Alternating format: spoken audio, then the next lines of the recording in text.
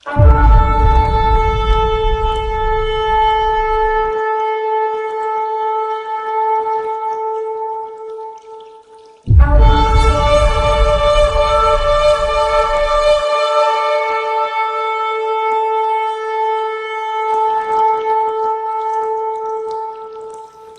की स्तुति हो। प्रभु यीशु मसीह के मधुर नाम में आप सबों को मेरा प्यार भरा नमस्कार। प्रियो, परमेश्वर का धन्यवाद हो इस सुंदर दिन के लिए, इस नई सुबह के लिए जो परमेश्वर ने हमें फिर से दी है, और हम बड़ी इच्छा के साथ परमेश्वर की आराधना करने के लिए जमा हुए हैं। मेरे प्रियो, जैसा कि हमेशा मैं बोलता हूं और मैं जानता हूं कि हम बड़ी अपेक्षा, बड़ी इच्छा के साथ बैठते हैं और परमेश्वर की हम आत्मा और सच्चाई में आराधना करना चाहते हैं। और आज जो है हम इस अपेक्षा में बैठे हैं कि परमेश्वर न सिर्फ अपनी आशीष हमको दे, बल्कि अपना बड़ा प्रकाशन भी हमको दे, अपना बड़ा रेवलेशन हमको दे। जो परमेश्वर हमारे जीवनों से चाहता है उस चीज़ को हमारे ऊपर वो जाहिर करे।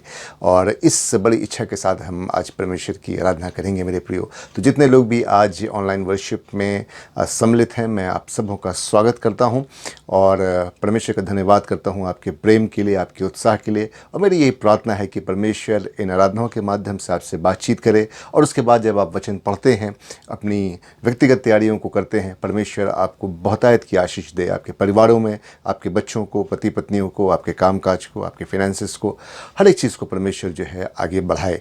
इस मुश्किल समय में सचमुच में परमेश्वर बहुत ही अलग तरीके से हमसे व्यवहार कर रहा है और वो हमें बहुत सारी चीज़ों को सिखा रहा है। हम उसके लिए परमेश्वर का धन्यवाद करते हैं। तो आइए मेरे प्रियो, हम आज की इस प्रातःकालीन आराधना को प्रारंभ करें और हम प्रार्थना करें। प्रेम पिता परमेश्वर, हम आपका धन्यवाद देते हैं आज के सुंदर दिन के लिए जो आपने हमें दिया है, इस नई सुबह के लिए पिता परमेश्वर, इस नए जीवन के लिए जो आपने हमें दिया है। प्रभु, हम जानते हैं कि ऐसे कितने लोग थे जो आज की पिता परमेश्वर इस सुबह को नहीं देख पाए, लेकिन आपकी अनुकंपा और आपकी दया हम पे रोज़ बरोज़ होती है। और पिता परमेश्वर, आपने हमें ये सुबह दिखाई है। आज प्रभु का दिन है और आज प्रभु के दिन हम अपने अपने घरों में पिता परमेश्वर एकत्रित हैं। और आज इस ज़रिए से जो आपने हमें दिया है इस यूट्यूब का कि हम आराधना कर सकते हैं, हम आपका धन्यवाद देते हैं पिता परमेश्वर। हम धन्यवाद देते हैं उस बड़ी इच्छा के लिए जो आपने हमारे मनों में डाली है। प्रभु, आज जबकि हमारा आपकी आराधना करने जमा है, प्रभु हम अपना आत्मा और सच्चाई में आपकी आराधना करें। और प्रभु, हम आपसे यही विनती करते हैं कि आपने जबकि हमें तमाम आशीषें दी हैं, आपने हमें तमाम सुरक्षा दी है अपनी, प्रभु आज अपना प्रकाशन भी आप हमें दें कि हम अपने जीवन को कैसे चलाएं, हम अपने जीवन को पिता परमेश्वर कैसे आप में आगे लेके जाएं, और आप हमारे जीवन से क्या चाहते हैं वो आप हमें बताएं। प्रभु, हमारे गीतों का गाया जाना, वचन में से पढ़ना और उसमें से मनन करना, सब कुछ आपको ग्रहण योग्य हो। और आज की इस आराधना के माध्यम से हमारे जीवनों में पिता परमेश्वर भलाई आए और हमारे जीवन से आपको महिमा मिले। हम इस प्रार्थना को प्रभु यीशु मसीह के मीठे पवित्र नाम में होकर मांगते हैं, आमीन। अच्छी बात है प्रियो, आइए प्रभु की महिमा में हम एक गीत को गाएं, और गीत की संख्या है 22, हिम नंबर 22।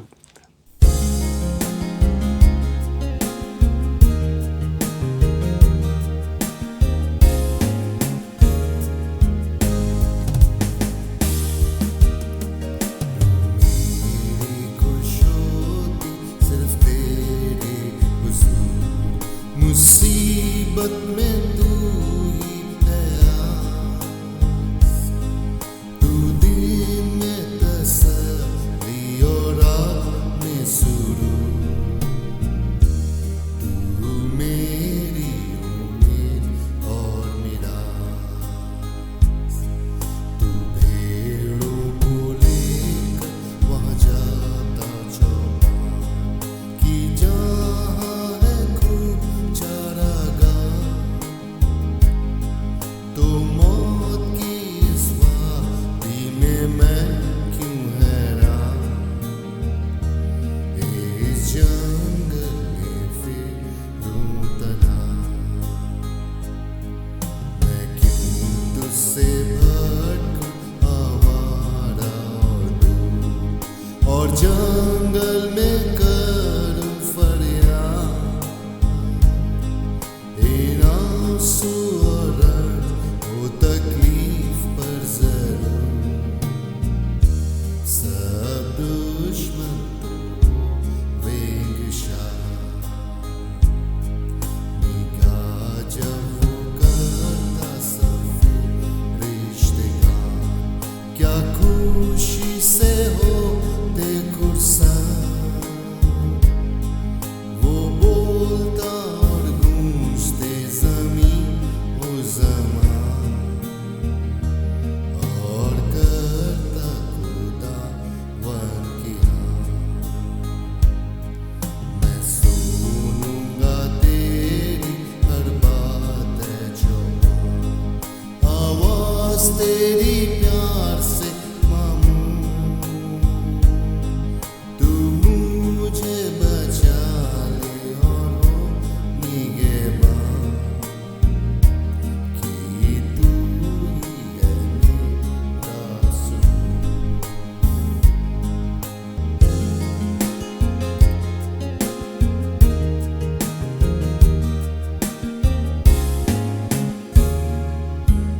हम पाप अंगीकार की प्रार्थना करेंगे जो हम पाते हैं पृष्ठ संख्या 238 क्रम संख्या 5 के ऊपर page number 238 section 5 prayer of confession है। ये पाप अंगीकार की प्रार्थना है, इसको हम करेंगे।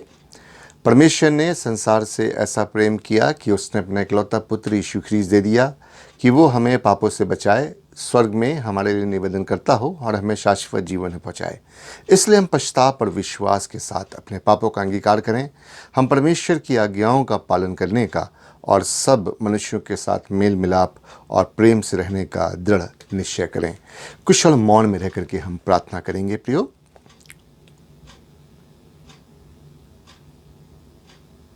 क्रम संख्या 6 की प्रार्थना हम एक साथ मिलकर करें। हे सृष्टिमान परमेश्वर, हमारे स्वर्गिक पिता, हमने मन, वचन और कर्म से तेरे विरुद्ध और अपने साथियों के विरुद्ध पाप किया है। हमने अपने अज्ञानता और दुर्बलता के कारण और जानबूझ के भी बुराई की है और भलाई करने में असफल रहे हैं। इन सब पापों के लिए हम सचमुच में खेदित हैं और अतःकरण से पश्चाताप करते हैं। तेरे पुत्र यीशु ख्रीस्त ने हमारे लिए अपने प्राण दिए, उसी के कारण हमने जो पाप किए हैं उनको क्षमा कर और ये वर दे कि भविष्य में हम नया जीवन पाकर सदा तेरी सेवा करें, ताकि तेरे पवित्र नाम की महिमा हो। आमीन। सृष्टिमान परमेश्वर उन सबको क्षमा करता है जो अपने साथियों को क्षमा करते और सच्चा पश्चाताप करते हैं। वो आप पर दया करे, आपके सब पापों को क्षमा करे, उनसे आपको छुटकारा दे, सब भले कामों में आपको स्थिर और सबल करे और शाश्वत जीवन में बनाए रखे।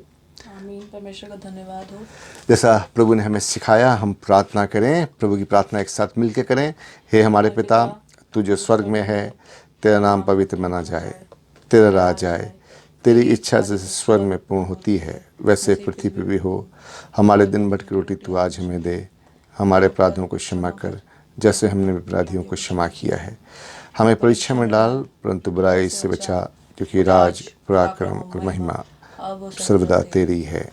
आमीन। हे परमेश्वर, तू दिन के प्रकाश का बनाने वाला है। तूने अंधकार को दूर करके जगत को प्रकाशमान किया है। हमारे मध्य से पाप के अंधकार को दूर कर, हमारे हृदय में अपने सत्य का प्रकाश भर और हमारे हृदयों को भले कार्य करने के लिए सबल बना। तेरा पुत्र यीशु ख्रीस्त सत्य ज्योति है, उसी के द्वारा तू हमें प्रकाश और आनंद प्रदान कर। आमीन। इस समय हम वचन के पाठ को सुनेंगे प्रियो, और आज का जो वचन का पाठ है हम उसको पाते हैं मत्ती रचित सुसमाचार में। मत्ती रचित सुसमाचार उसका 9वां अध्याय 35 पद से लेकर के 10वें अध्याय का 10वां और 16वां पद। यीशु सब नगरों और गांवों में फिरता रहा और उनके आराधनालयों में उपदेश करता और राज्य का सुसमाचार प्रचार करता और हर प्रकार की बीमारी और दुर्बलता को दूर करता रहा। जब उसने भीड़ को देखा तो उसको लोगों पर तरस आया, क्योंकि वे उन भेड़ों के समान जिनका कोई रखवाला ना हो, व्याकुल और भटके हुए से थे। तब उसने अपने चेलों से कहा कि पके खेत तो बहुत हैं, पर मजदूर थोड़े हैं। इसलिए खेत के स्वामी से विनती करो कि वो अपने खेत काटने के लिए मजदूर भेज दे। अब मैं 10वें अध्याय का 10 पद और 16 पद आपके लिए पढ़ूंगा, जो इस प्रकार से है। 10वें अध्याय का 10 पद। मार्ग के लिए ना झोली रखो, ना 2 कुर्ते, ना जूते और ना लाठी हो, क्योंकि मजदूर को उसका भोजन मिलना चाहिए। और उसका 16वां पद। देखो, मैं तुम्हें भेड़ों के समान भेड़ियों के बीच में भेज रहा हूँ, इसलिए सांपों के समान बुद्धिमान और कबूतरों के समान भोले बनो। ये प्रभु यीशु ख्रीस्त का शुभ समाचार है। यीशु ख्रीस्त तेरी स्तुति हो। अच्छी बात है प्रियो, इस समय वचन की तैयारी में हम एक गीत और गाएंगे और गीत की संख्या है 323। तो गीत की संख्या है 323। प्रभु की महिमा में आइए मिल करके इस गीत को हम गाएं।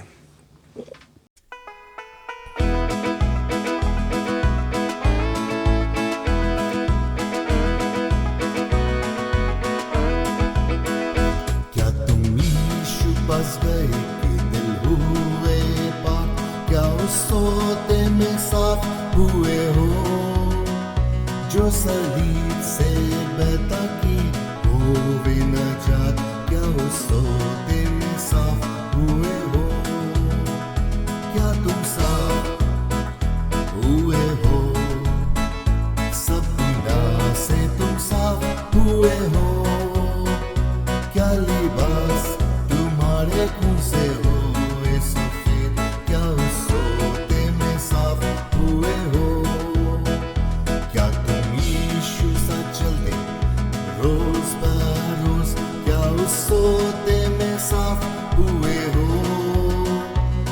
तुम अपना भरोसा उस पर रखते मनोस, क्या उस सोते में साफ हुए हो, क्या तुम साफ हुए हो, सब गुनाह से तुम साफ हुए हो, क्या लिबास तुम्हारे खून से हुए सफेद, क्या उस सोते में साफ हुए हो, तब बेदाग और बेऐब तुम ठहरोगे जरूर, गर उस सोते में साफ हुए हो, और आसमानी जलाल में तुम रहोगे जरूर, कि उस सोते में साफ हुए हो, क्या तुम साफ हुए हो, सब गुनाह से तुम साफ हुए हो, क्या लिबास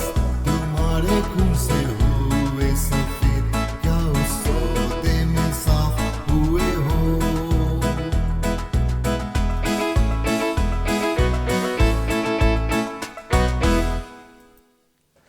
अच्छी बात है प्रियो, वो समय आ गया जब हम परमेश्वर के जीवनदायी वचन को सुने। और जैसा कि मैंने पहले ही प्रार्थना की है कि हम परमेश्वर से उसके प्रकाशन को मांगना चाहते हैं। परमेश्वर ने हमें बहुत आशीषित किया है, परमेश्वर ने अपनी सुरक्षा में हमें रखा है, लेकिन अब ये समय है जब हम परमेश्वर की भली भावती और सिद्ध इच्छा को अपने जीवन में मालूम करें और उसमें हम चलते जाएं। तो एक बार फिर से आप सबों का स्वागत है जो आज ऑनलाइन वर्शिप में एक साथ एकजुट हैं। परमेश्वर बहुत आपको आशीषित करे। और आज इस परमेश्वर के प्रकाशन के लिए आइए हम प्रार्थना करें और उसके बाद हम सीधे रूप से उसके वचन में जाएं। हम प्रार्थना करें। प्रेम पिता परमेश्वर, हम आपका धन्यवाद देते हैं जब आपके वचन को हम पढ़ने पे हैं पिता परमेश्वर, उसको सुनने पे हैं, उसको मनन करने पे हैं और इस जीवन की रोटी को हम खाने पे हैं पिता परमेश्वर। प्रभु आप हमारी मदद करें, आपका पवित्र आत्मा हमारी मदद करे और इसको प्रचार करने में और उसको समझने में और उसको समझाने में और हम सबको उसको समझने में और उसको खाने में और उसको पचाने में पिता परमेश्वर आप हमारी सहायता करें। सुनने वालों को हर एक को पिता परमेश्वर आप अपना अनुग्रह दें। हम इस प्रार्थना को प्रभु यीशु मसीह के नाम से मांगते हैं, आमीन। तो आज 7th Sunday after the feast of Pentecost है। आज पेंटिकॉस्ट के पर्व के बाद का 7वां रविवार है और आज हम प्रभु की आराधना में हैं और आज इस सर्विस में आज हम हैं। और जैसा कि मैं बार बार इस बात को बोल रहा हूँ कि हमें जो है प्रभु के प्रकाशन की आवश्यकता है, प्रभु की भली भावती और सिद्ध इच्छा को अपने जीवन में मांगने की आवश्यकता है, जानने की आवश्यकता है। और आज की थीम में हम जाते हैं सीधे रूप से समय को बचाने के लिए। और आज का हमारा थीम है कि God himself commissions those who do his work. ठीक है, तो आज हमारा जो लेक्शनरी से हमारा थीम आता है वो ये है कि the Lord himself commissions those who do his work. तो यहाँ पे जो है दो इसमें इंपॉर्टेंट चीज़ें हैं जो आज हम समझेंगे मेरे प्रियो इस संदेश के माध्यम से। ठीक है, तो पहला वर्ड तो इसमें ये है कि कमीशंस, राइट, और दूसरा है टू डू हिज वर्क। ठीक है, तो ये इन दो चीज़ों को आज हम समझेंगे कि परमेश्वर जो है उन लोगों को आश्रित करता है जो उसके काम के लिए निकलते हैं। हालांकि आश्रित जो है उसका सही वर्ड नहीं है, जो वर्ड है कमीशंस, राइट। तो कमीशंस का मतलब यहाँ पे ये है कि किसी को कोई विशेष कार्य देना या कोई बड़ी जिम्मेवारी देना, कोई कार्य सौंपना, ठीक है, या और अच्छा अगर इसको हम बोलें अच्छी हिंदी में तो अधिकृत करना, है ना, वो एक अच्छा शब्द है, अधिकृत करना। तो किसी को कमीशन करना, किसी को ऑथराइज करना किसी काम के लिए। तो यहाँ हमारा थीम क्या है कि परमेश्वर जो है उन लोगों को जो उसके काम को करते हैं उनको स्वयं वो ऑथराइज करता है। तो अपने आप में ही मेरे प्रियो ये एक बहुत ही उत्साहवर्धक स्टेटमेंट है, ठीक है ना, एक बहुत ही एग्जॉटिंग स्टेटमेंट है जहाँ पे ये लिखा है कि परमेश्वर के काम करने वालों को परमेश्वर स्वयं जो है वो अधिकृत करता है। जैसे ये थीम हमारे सामने आता है मेरे प्रियो, हमारा ध्यान सीधे सीधे जो है वो पास्टर्स के ऊपर जाता है और इवेंजलिस्ट के ऊपर जाता है जो सीधे रूप से परमेश्वर के काम को करने में लगे हुए हैं। ठीक है ना, आमतौर से जब हम बोलते हैं कि ये व्यक्ति परमेश्वर की काम करते हैं या परमेश्वर की सेवा करते हैं तो सीधा रूप से हम इस बात को समझ पाते हैं कि हम किसी पास्टर या किसी इवेंजलिस्ट की बात कर रहे हैं। ठीक है, और सही भी है क्योंकि वो लोगों ने अपने जीवन को डेडिकेट किया है इस काम के लिए, है ना। पास्टर्स और इवेंजलिस्ट ने अपने जीवन को डेडिकेट किया है इस बाबत। लेकिन मेरे प्रियो सच बात तो ये है कि आज थोड़ा सा हम आगे बढ़ के इसको देखेंगे, है ना, वचन में, और इसको हम समझेंगे कि क्या ये सचमुच में सिर्फ पास्टर्स और इवेंजलिस्ट तक ही बात सीमित है या कुछ और भी बात जो है वचन जो है हमें बताना चाह रहा है। प्रभु यीशु मसीह जो है हमें कुछ और इसके माध्यम से बताना चाह रहा है। क्योंकि अगर मिनिस्ट्री की बात करें तो तमाम तरह की सेवाएं हैं मेरे प्रियो, जो बिना पास्टर और इवेंजलिस्ट हुए आप कलीसियाओं में करते हैं, ठीक है ना। कलीसिया की सेवा करते हैं, कलीसिया में काम करते हैं, ठीक है। हमारी जो तमाम कमेटीज़ बनती हैं, है ना, वो लोग ऑनरेडी लोग होते हैं, उनको कोई उसके पैसे नहीं दिए जाते, है ना। जब हम कमेटीज़ हमारी बनती हैं, पर वो सब सेवा के लिए तत्पर रहते हैं। जो कलीसिया के जो ना कमेटी में जो सेक्रेटरीज़ हैं, जो ट्रेजरर्स हैं, वो सब ऑनरेरी पोस्ट होती है, उसमें कोई भी उनको पैसा नहीं दिया जाता, लेकिन वो सब उसके लिए तैयार हैं, कमेटीज़ उसके लिए तैयार हैं, इवन पूरा चर्च उसके लिए तैयार है। तो ये एक बहुत इम्पॉर्टेंट बात है मेरे प्रियो, कि हम सब जो है किसी न किसी रूप में जो है परमेश्वर के वचन की सेवा करते हैं, परमेश्वर के भवन की सेवा करते हैं और परमेश्वर के बॉडी की सेवा करते हैं। वो कौन है? वो स्वयं कलीसिया है, अपने आप में परमेश्वर के लोग हैं। तो ये एक बहुत ही उत्साहवर्धक स्टेटमेंट है जो आज हमारे सामने आया है।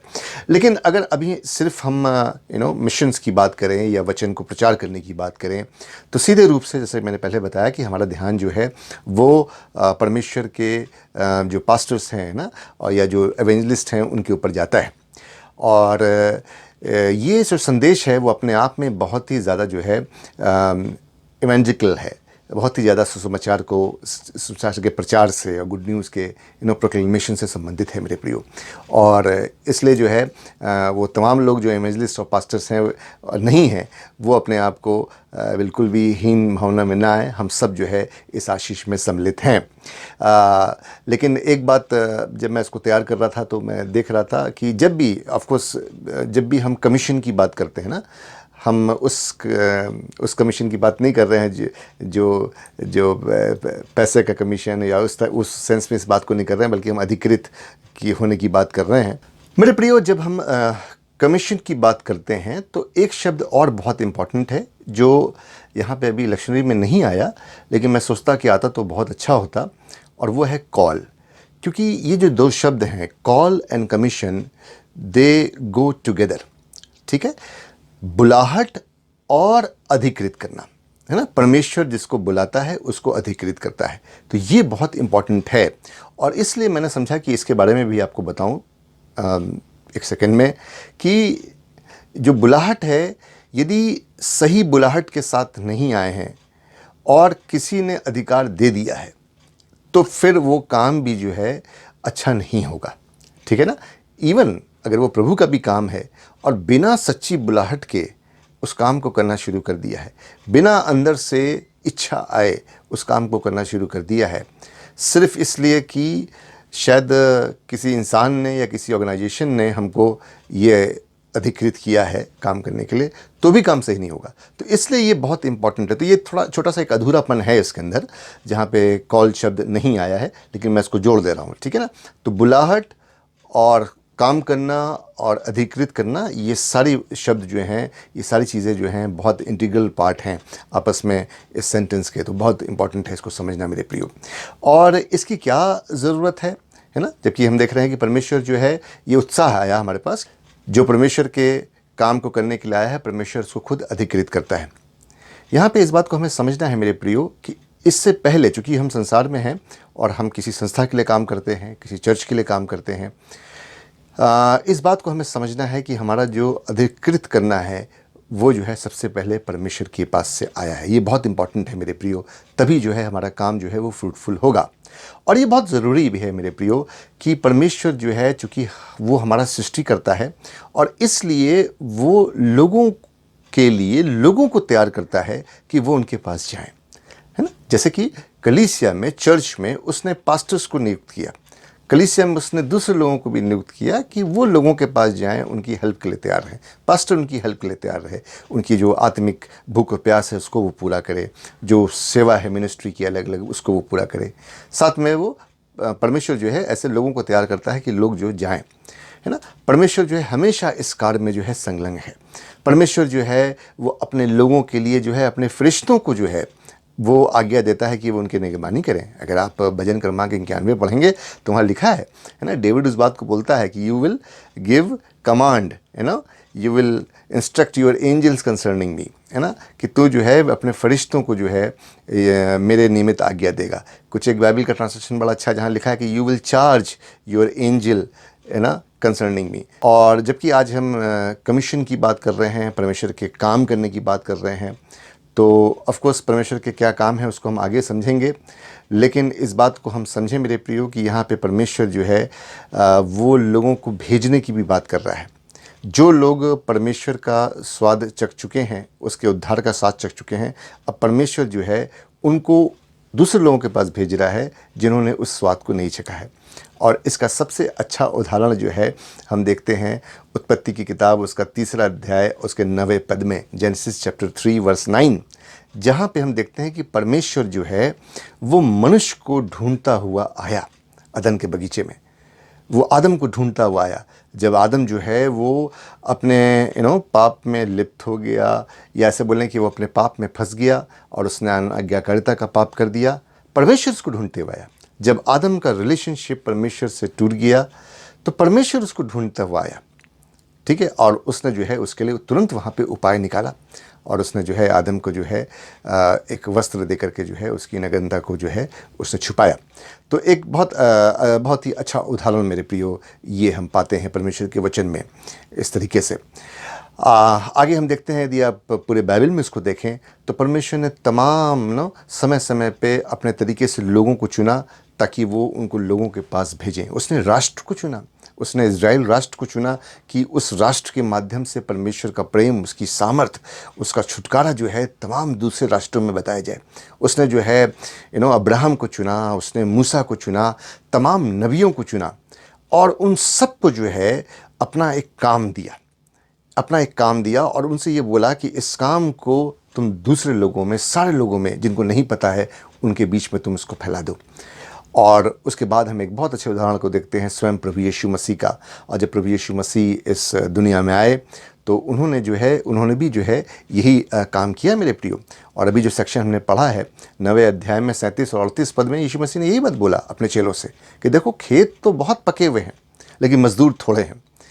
तुम खेत के स्वामी से प्रार्थना करो कि वो और मजदूर भेजें ताकि वो फसल काटी जाए। तो इसका मतलब ये है कि हम जिस समय में रह रहे हैं और इसके पहले का भी समय, या ऐसे बोलें कि यीशु मसीह के आने के बाद का समय, उसमें परमेश्वर का एक स्वयं अपना एक मिशन रहा है। हम तो कह सकते हैं कि हमारे पास एक मिशन है और हम एक ऑर्गेनाइजेशन के साथ काम करते हैं, हम चर्च मिनिस्ट्री करते हैं, हमारा मिशन ये है, हमारा उद्देश्य ये है, या हमारा लक्ष्य ये है कि हम ये करेंगे, लेकिन यहाँ पे परमेश्वर का भी एक बहुत बड़ा लक्ष्य है, उसका एक बहुत बड़ा कारण है जिसके कारण से उसने हमें चुना है और वो जो है हमारे द्वारा इस कारण को पूरा कर रहा है। और वो बोल रहा है कि ऐसे तमाम लोग हैं जो तैयार हैं बिल्कुल, और उनको जो है वापस जो है लेके आना है, उन तैयार लोगों की फसल को जो है काटना है। हम इस बात को सीख रहे हैं मेरे प्रियो कि परमेश्वर का जबकि एक अपना उद्देश्य है, उसका अपना एक मिशन है, तो यहाँ पे एक बात ये भी जानना जरूरी है मेरे प्रियो हम सबों को कि परमेश्वर का अपना उद्देश्य क्या है, उसका अपना काम क्या है, ठीक है, इस बात को हमें समझना है। और परमेश्वर का जो सबसे बड़ा उद्देश्य रहा है मनुष्य जाति को लेकर के, वो हम फिर से वापस देखें तो हम अदन के बगीचे ही में उसको देख पाते हैं। और परमेश्वर ने उस उद्देश्य को बता दिया 1 अध्याय 26 पद में, उत्पत्ति 1 अध्याय 26 पद में परमेश्वर ने उस अपने महान उद्देश्य को मनुष्य जाति के जीवन में उसने बता दिया। वो क्या कि मनुष्य जाति परमेश्वर की बनाई हुई सारी सृष्टि के ऊपर अधिकारी रहे, उसको अपने नियंत्रण में ले ले, चाहे वो आसमान की चीज़ें हों उड़ने वाली, या समुद्र की मछलियाँ हों, या कोई भी जीव जंतु हो, वनस्पति हो, वो सब कुछ जो है मनुष्य के पास रहे, मनुष्य उसका अधिकारी रहे। और उसके बाद उस ब्लेसिंग में, उस आशीष में परमेश्वर के साथ उसकी संगति बनी रहे। ये हम पाते हैं उत्पत्ति 3 अध्याय 8 पद में। ये बगीचा जो परमेश्वर ने हमको दिया है संसार के रूप में, यहाँ पे परमेश्वर की इच्छा ये है कि परमेश्वर के लोग जो इंसान हैं, परमेश्वर के लोग इसके अधिकारी बने और वहाँ पे परमेश्वर का एक संपूर्ण और एक ब्लेसेड किंगडम जो है ना, एक राज्य जो है उनके बीच में हो और उसमें वो आपस में फेलोशिप को एंजॉय करें। ये परमेश्वर की मूल योजना है मेरे प्रियो। अगर मैं ये बोलूं कि पूरे संसार के लिए परमेश्वर की ये योजना है, सोचिए ज़रा सा। मैं सोचता हूँ कि इस समय प्रेजेंट वर्ल्ड की जो पॉपुलेशन होगी, पूरे संसार की जो पॉपुलेशन है वो करीब 7.8 बिलियन है इस समय। तो 7.8 बिलियन लोग यदि परमेश्वर के इस उद्देश्य को समझ जाएं तो सब के सब परमेश्वर के गुणों को परिलक्षित करने लगेंगे। सब के सब जो है परमेश्वर के साथ संगति करेंगे, उसमें वो आश्रित होने लगेंगे। ना सिर्फ कि एक छोटा ग्रुप जिसको मसीह लोग हम बोलते हैं, बल्कि सब लोग जो उसकी सृष्टि हैं, इस समय प्रेजेंट टाइम में 7.8 बिलियन वो लोग जो हैं परमेश्वर के गुणों को परिलक्षित करने लगे। तो कितनी ये सुंदर बात होगी। ये परमेश्वर की मूल योजना है। परमेश्वर की मूल योजना को पूरा करने के लिए ज़रूरी है कि वो लोग जो परमेश्वर के गुणों को चख चुके हैं, वो लोग जो परमेश्वर के उद्धार के दर्शन में आ चुके हैं, वो लोग जो उसके आनंद को प्राप्त कर चुके हैं, वो लोग जो जानते हैं कि अपनी चिंताओं को कैसे हम परमेश्वर के ऊपर रखें, वो लोग जो जानते हैं कि मुश्किल समय में भी कैसे वो अपने हृदय में और अपने मस्तिष्क में शांत रह सकते हैं, वो लोग जानते हैं कि विश्वास की प्रार्थना क्या होती है, वो लोग जो हैं अब आगे बढ़ करके वो परमेश्वर के गुणों को जो है दूसरे उनको ये बताएं। और इसको हम पाते हैं इफिसियों 3 अध्याय 10 पद में, जहाँ पे लिखा है, इफिशियंस चैप्टर 3 वर्स 10, जहाँ पे लिखा है कि वो समय आ गया कि कलीसिया के द्वारा परमेश्वर का नाना प्रकार का ज्ञान, परमेश्वर का नाना प्रकार का ज्ञान इवन संसार में तो आकाश की शक्तियों को भी बताया जाए, ये कलीसिया के द्वारा। तो परमेश्वर ने यहाँ पे अब हम ये समझते हैं कि ना सिर्फ पास्टर्स और इवेंजलिस्ट को चुना, बल्कि उसने हर एक वो व्यक्ति जो उद्धार प्राप्त व्यक्ति है उसको चुना कि वो अपने फेथ को, अपने विश्वास को कम से कम दूसरों में शेयर करें। आप समझ रहे हैं? ऑफकोर्स आप सब काम नहीं कर सकते, क्योंकि सब काम जो है कुछ कानून से संबंधित हैं और पास्टर्स को उसके लिए लाइसेंस दिए जाते हैं, लेकिन कम से कम अपने विश्वास को तो वो शेयर कर सकती है, वो प्रार्थना कर सकती है, किसी को विश्वास में लेके आ सकती है, चर्च तक ला सकती है, अपने पादी साहब से मिलवा सकती है और उसके साथ प्रार्थना कर सकती है। तो ये एक बहुत बड़ी बात है मेरे प्रियो, जिसमें परमेश्वर जो है वो हमको संलग्न जो है करना चाहता है। और इसीलिए जो अभी वचन हमने पढ़ा है उसमें ये लिखा हुआ है, यीशु मसीह ने ये बात बोली, ऑफकोर्स वो चेलों के लिए बोली, और उसने ये बोला कि तुम्हें मैं इस तरीके से भेजता हूँ, राहें तुम्हारी आसान नहीं होंगी, लेकिन तुम्हारे पास ब्लेसिंग बहुत होगी, आशीष बहुत होगी, और तुम परमेश्वर के राज्य को बढ़ा रहे होगे। यीशु मसीह ने जब अपनी महायाजकीय प्रार्थना की यूहन्ना 17 अध्याय में, ठीक है, और यूहन्ना 17 अध्याय में जब प्रभु यीशु मसीह प्रार्थना कर रहे हैं, तो यूहन्ना 17 अध्याय में वो ये प्रार्थना कर रहे हैं परमेश्वर से अपने चेलों के लिए। ध्यान दें, यूहन्ना 17 अध्याय उसके 11वें पद में अपने चेलों के लिए वो प्रार्थना कर रहे हैं कि परमेश्वर, मैं ये विनती करता हूँ कि जो संबंध मेरा तुझसे है वैसे ही इनका संबंध हमसे हो और हम एक हो जाएं, हम एक हों। एक बहुत बड़ी प्रार्थना परमेश्वर ने अपने उन चेलों के लिए की जो आगे परमेश्वर के वचन को सुसमाचार के रूप में फैलाएंगे। अब जरा ध्यान दें, यूहन्ना 17 अध्याय उसका 20 पद, अब यहाँ पे यीशु मसीह एक कदम और आगे बढ़ करके एक बात बोल रहा है। वो बोल रहा है कि ना मैं सिर्फ इनके लिए प्रार्थना करता हूँ, बल्कि उनके लिए भी प्रार्थना करता हूँ जो इनसे वचन सुन करके सुनेंगे आगे भविष्य में। मैं प्रार्थना करता हूँ कि उनका संबंध भी हमारे जैसा एक हो, हम सब एक ही हो जाएं। आप समझे वो लोग कौन होंगे? चेलों से सुना हम लोगों ने, राइट, या हमारे फोर फादर्स ने, और हमने सुना। तो यीशु मसीह हमारे लिए भी प्रार्थना कर रहा है, और वो ये बोल रहा है कि मैं जो हूँ ये प्रार्थना करता हूँ कि हम जो हैं एक हों। यीशु मसीह ने प्रार्थना की कि परमेश्वर हम एक हो जाएं। कितनी बड़ी बात, कितनी बड़ी आशीष जो है प्रभु यीशु मसीह हमारे लिए करते हैं मेरे प्रियो, प्रार्थना करते हैं। वो हमें उस मूल योजना में पहुंचा देना चाहते हैं जो हम खो चुके थे। आदम के पाप करने के द्वारा जो चीज़ हमने खो दी, उस योजना में जो है प्रभु यीशु मसीह वापस हमें लेके जा रहे हैं। तो मेरे प्रियो, जो आज का संदेश है वो एक बहुत बड़ा उत्साह के रूप में हम तक पहुंचता है कि जिस भी कैपेसिटी में परमेश्वर ने हमें अपनी अपनी जगहों पे रखा है, इवन कलीसियाओं में या अपने अपने कामों में, बिजनेस में, उन सब जगहों पे जो है किसी न किसी तरह से हमें अपने विश्वास को, प्रार्थना के द्वारा या उत्साह के द्वारा या जीवन के द्वारा, जैसा भी अवसर मिले हमें लोगों को बताना है मेरे प्रियो।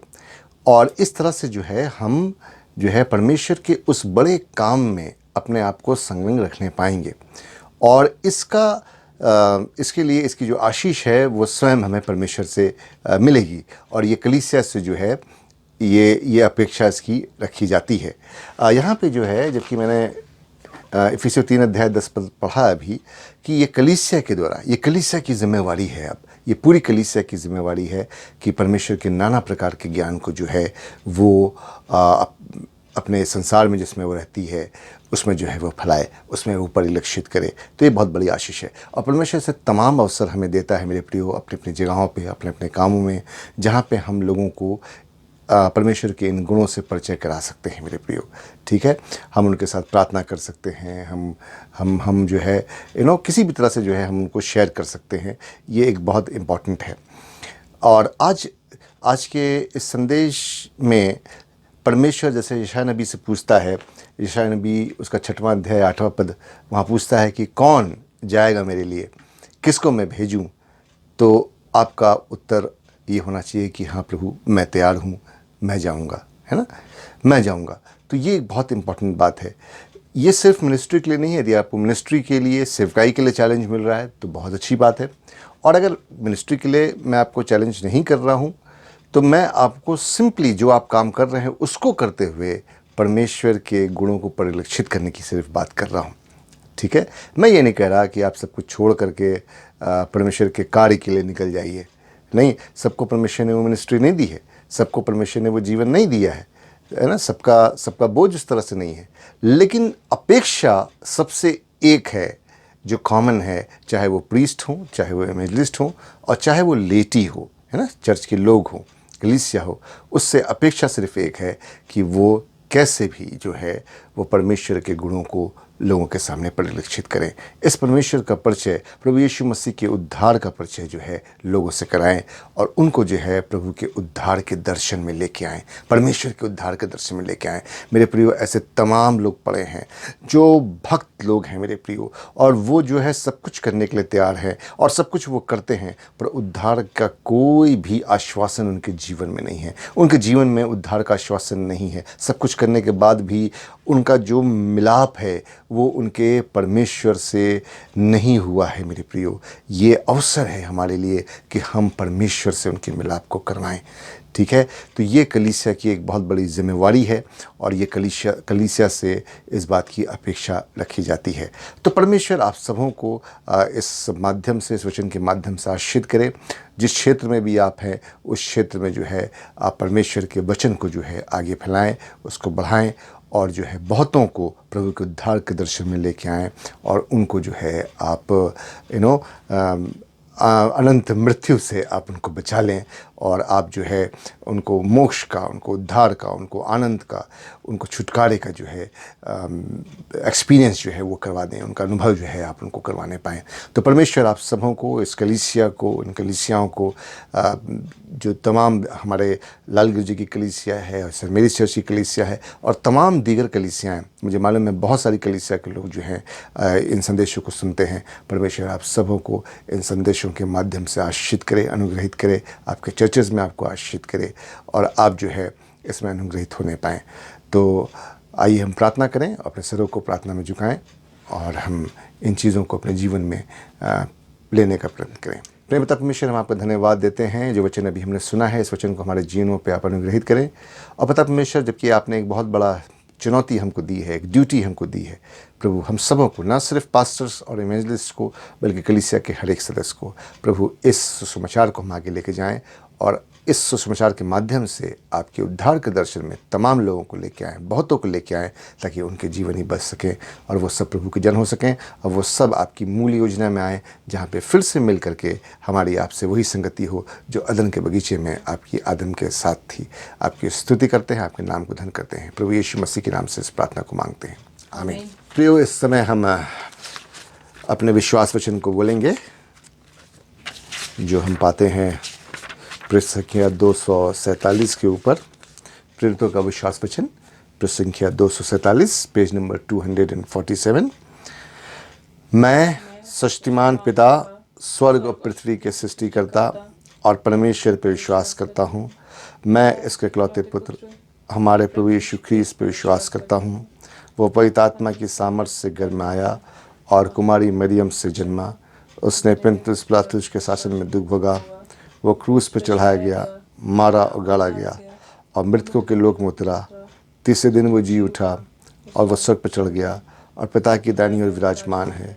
वो जीवित और मृतकों का न्याय करने को फिर आएगा। मैं पवित्र आत्मा पर, पवित्र लोक की कलीसिया पर, संतों की संगति, पापों की क्षमा, देह के पुनरुत्थान और अनंत जीवन पर विश्वास करता हूँ। आमीन। ये समय सूचनाओं का है, अनाउंसमेंट्स का टाइम है और लंबी लिस्ट है मेरे सामने और ये चर्च से संबंधित और कुछ और विशेष टॉपिक हैं, उनसे संबंधित सूचनाएं हैं, कुछ प्रार्थना निवेदन है जिसके बारे में मैं आपको बताऊंगा। सबसे पहले मेरे प्रियो, जैसा कि हर संडे मैं इस बात का अनाउंस कर रहा हूँ कि अभी लगातार रूप से हम ऑनलाइन वर्शिप करेंगे सुबह 10 बजे, क्योंकि अभी भी हम चर्च में आराधना नहीं कर रहे हैं, तो इसलिए अगले संडे फिर से सुबह 10 बजे हम ऑनलाइन वर्शिप के लिए एकत्रित होंगे। मैं आपके उत्साह के लिए और आपके प्रेम के लिए और आपकी अच्छी बातों के लिए, फ़ोन कॉल्स के लिए और आपके तमाम अच्छे मैसेजेस के लिए मैं आपका धन्यवाद देता हूं। प्रभु आपको खूब आगे बढ़ाए और आप जो है इसी तरह से जो है आपस में एक दूसरे को उत्साहित करें, मुझे उत्साहित करें और इन वर्शिप्स के माध्यम से आप उत्साहित हों। ऐसे तमाम लोग हैं मेरे प्रियो जो हमारे वर्शिप में एक साथ एक होते हैं और उनके पास गीत की किताब नहीं है हमारी, और जो हम चीज़ों को बोलते हैं अपनी तो वो चीज़ें नहीं हैं आपके पास। और यदि आप चाहते हैं तो कृपया जो है आप यहाँ पे दिए हुए इस नंबर पे आप व्हाट्सएप मैसेज मुझे भेजें और मैं आपको जो है वो सारे जो है मटेरियल आपको भेजूँगा, तो आप ज़रूर मुझे व्हाट्सएप मैसेज भेज सकते हैं। आज जो है जो प्रार्थनाएं हमें करनी हैं वो कुछ इस प्रकार से हैं, और इस हफ्ते में कोई भी जो है वो एनिवर्सरी नहीं है और बर्थडेज की लिस्ट है हमारे पास, उनके लिए भी हम प्रार्थना करेंगे। और एक दो स्पेशल रिक्वेस्ट है हमारे लिए हमारे पास, उनके लिए भी हम प्रार्थना करेंगे, तो उस पर जो है हम एक साथ संलग्न होंगे। अब बहुत ज़रूरी समय आ गया है कि जैसा कि अभी हमने पढ़ा कि चर्च के द्वारा कलीसिया के द्वारा परमेश्वर का नाना प्रकार का ज्ञान लोगों में पहुंचाया जाए। तो अब चर्च की भी जिम्मेवारी है मेरे प्रियो कि वो चर्च से संबंधित दूसरी चीज़ों को भी जो है वो उनके लिए भी प्रार्थना करे। और इस समय ख़ास तौर से हमें प्रार्थना करने की आवश्यकता है अपने इंस्टीट्यूशंस के लिए। दीगर शहरों का तो मैं नहीं जानता बहुत, लेकिन अपने शहर का जानता हूँ। हमारे शहर में 2 मसीह इंस्टीट्यूशन जिनकी हालत बहुत ही खस्ता है। यदि उनके हम पास्ट में जाएं तो एक बहुत ही ग्लोरियस पास्ट उनका रहा है, एक बहुत ही स्वर्णिम काल उनका रहा है। और वो कौन से इंस्टीट्यूशन है? कटिंग मेमोरियल स्कूल और जनरल स्कूल। आज हालत ये है मेरे प्रियो कि ऐसे तमाम बाहरी तत्व हैं जिनकी नज़रें जो है इन इंस्टीट्यूशंस पे, इनकी ज़मीनों पे मेरे प्रियो है। और इस समय हमें विशेष रूप से प्रार्थना करने की आवश्यकता है। किस तरह से इन इंस्टीट्यूशंस को बनाया गया, एस्टैब्लिश किया गया, खून पसीना एक करके आंसुओं के साथ प्रार्थना किया, आंसुओं के साथ प्रार्थना करके इनको बनाया गया। पर आज ये है कि इनको देखने वाला जो है कोई नहीं है, और जो थोड़े से मुट्ठी भर लोग देख रहे हैं मेरे प्रियो, वो बहुत मुसीबत में है ना। हमारे ये इंस्टीट्यूशन से कितने मसीह लोग इसके अंदर कार्य करते हैं? बहुत थोड़े से। और जो लोग कार्य कर रहे हैं मेरे प्रियो, वो लोग भी जो है बड़े सताओं में हैं, उनको बहुत कुछ सहना पड़ता है, झेलना पड़ता है। तो हम खास तौर से मेरे प्रियो इस समय कटिंग मेमोरियल स्कूल के लिए प्रार्थना करें, कॉलेज के लिए प्रार्थना करेंगे, not a school, college, cutting memorial college के लिए प्रार्थना करेंगे कि परमेश्वर जो है फिर से जो है ना उसके उस स्वर्णिम जो उसका इतिहास रहा है उस समय को वापस लेके आए। और वो तमाम जो कुदृष्टि है लोगों की उन ज़मीनों पे, उन प्रॉपर्टीज़ पे, है ना, उसको तरह तरह तरीके से जो है वो गलत तरीके से जो उसका उपयोग करना चाह रहे हैं आगे, वो सब जो है चीज़ें दूर हों और परमेश्वर हमारी इन प्रार्थनाओं को सुने। उनके प्रिंसिपल्स के लिए जो वहाँ जो स्टाफ है, थोड़ा मसीह स्टाफ भी है वहाँ पे, उनके लिए भी हमें प्रार्थना करनी है, बहुत ज़रूरी है मेरे प्रियो। जनरल में कितना स्टाफ है? मैं सोचता हूँ कि 1-2 लोग ही स्टाफ होंगे वहाँ पे, है ना, जो क्रिश्चियन स्टाफ है हमारा, ठीक है। मैं सोचता हूँ 2 या 3 से ज़्यादा कोई स्टाफ नहीं है वहाँ पे इतने बड़े कॉलेज में, तो उसके लिए भी जो है हमें प्रार्थना करनी है। और मैं तो ये चाहता हूँ कि जहाँ जहाँ जिन शहरों में आप हैं, चर्चेज़ में आप हैं, आप अपने इंस्टीट्यूशंस के लिए भी प्रार्थना करें। बहुत इम्पॉर्टेंट है, क्योंकि हमारे ये इंस्टीट्यूशंस जो हैं ये एक बहुत बड़ी आशीष का कारण है हम मसीह लोगों के लिए। और यहाँ से हमारे लिए हमारे लिए बहुत सारी अपॉर्चुनिटीज़ निकलती हैं। तो हम विशेष रूप से अपनी प्रार्थनाओं में याद रखें बहन मानिल दयाल को, मिसेस मानिल दयाल को। जैसे कि हम सब जानते हैं कि वो बीएचयू में कार्यरत हैं और बीएचयू में नर्सिंग ऑफिसर हैं वो, और उनका जो है कोरोना वार्ड में 20 तारीख से यानी कल से जो है उनका ड्यूटी जो है वो लग जाएगा, और 3rd फ्लोर पे जो कोरोना वार्ड है वहाँ पे उनका ड्यूटी लगेगा। तो इसलिए विशेष करके जो है उनको हम याद रखेंगे अपनी प्रार्थनाओं में।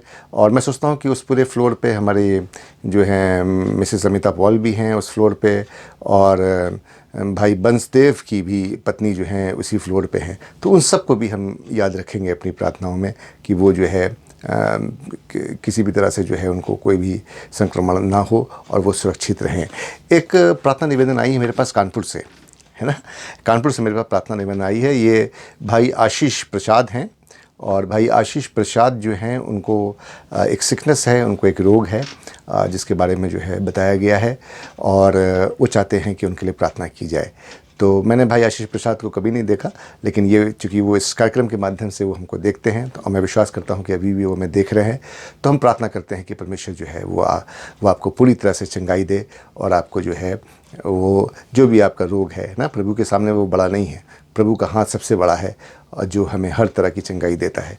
तो प्रभु जो है वो आपको चंगाई देगा, और प्रभु जो है ज़रूर आपको चंगाई देगा।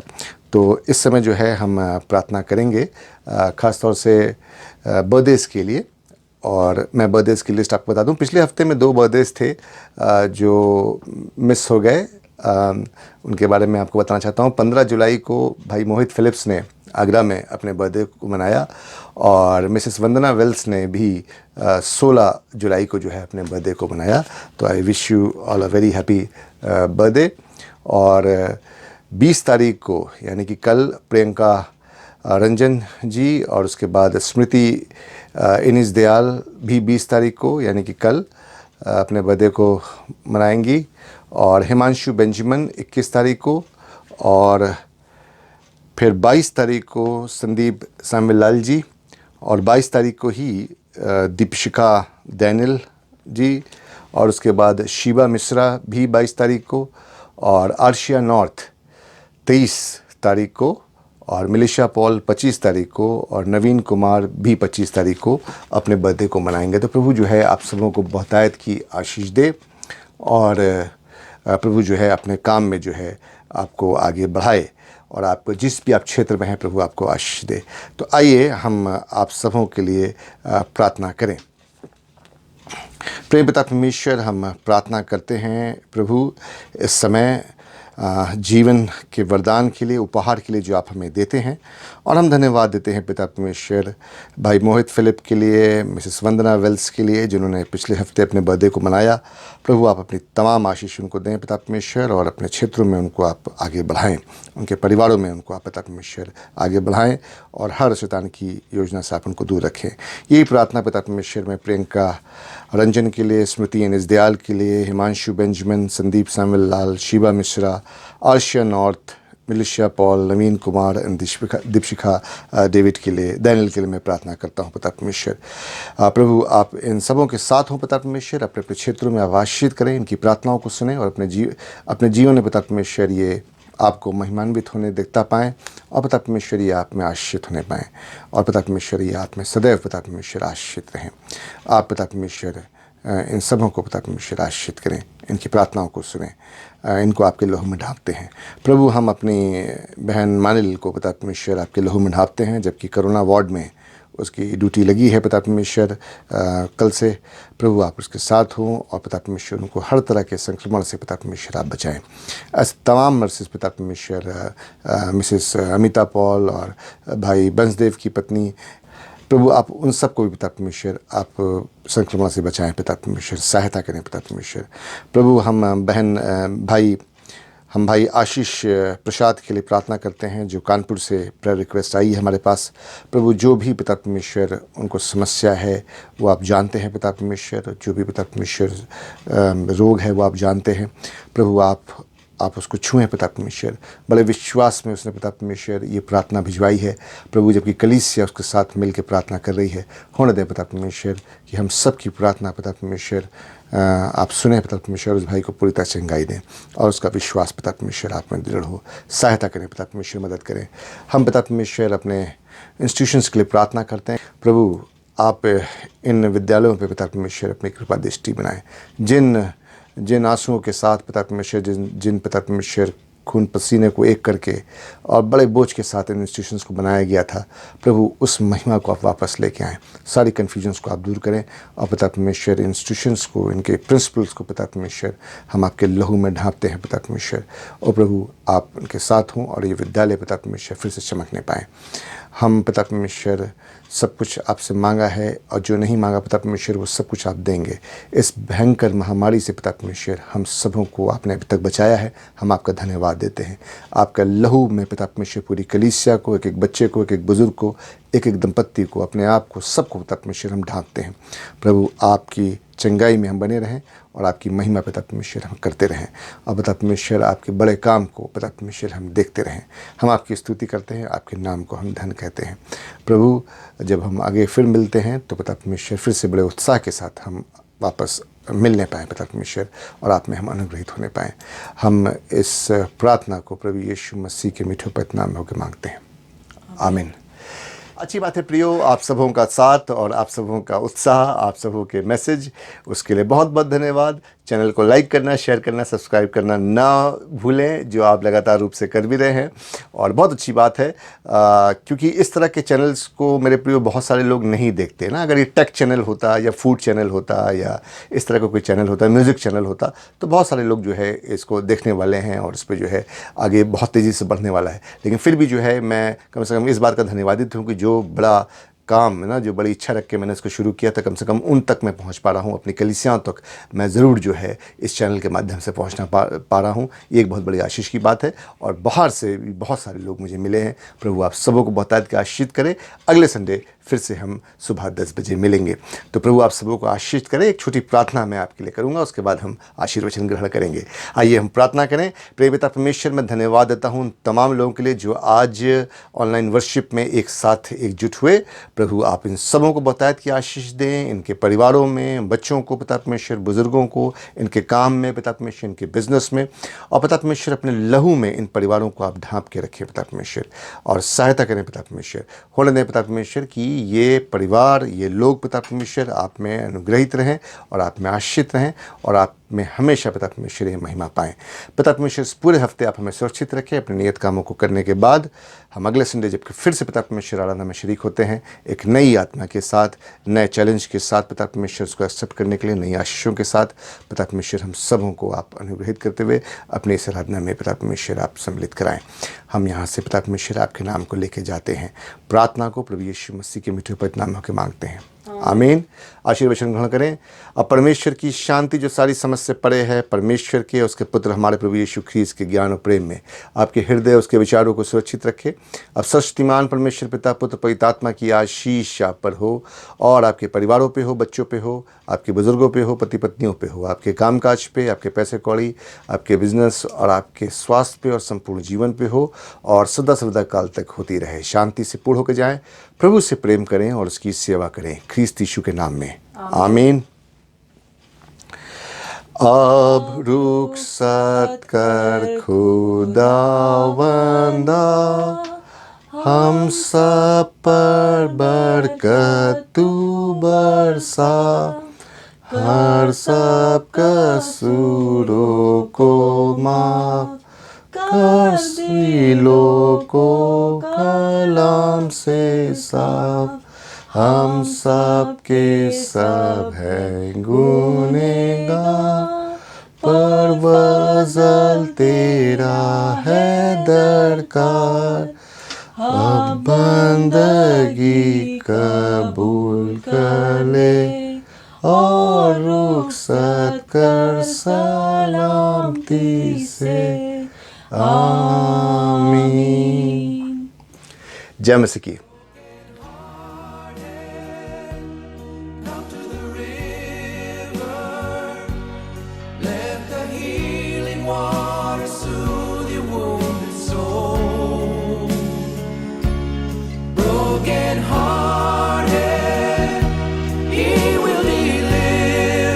To